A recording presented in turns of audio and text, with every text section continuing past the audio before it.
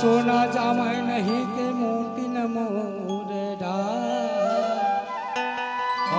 ये समय बहुरे नहीं न मांगे मम्मी उधार। बोल गुरु घासीदास बाबा की। चरणों मामा धनवाए हो मैं अमृत पिए भर आए हो तुर चरणों मामा धनवाए हो मैं अमृत पिए भर आए हो। ये जगत गुरु हो तोरे चरणों माया लगाए गुरु हो तोरे चरणों माया चरणों मामा धनवाए हो अमृत पीर भर आए हो चरणों मामा धनवाए हो अमृत पीर भर आए हो। गुरु हो तोरे चरणों माया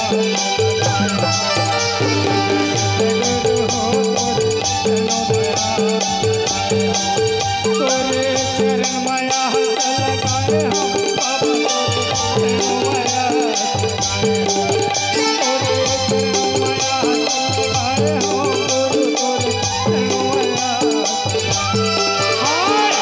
गुरु हो तोरे चरण माया गुरु हो तोरे चरण माया लगाए हो।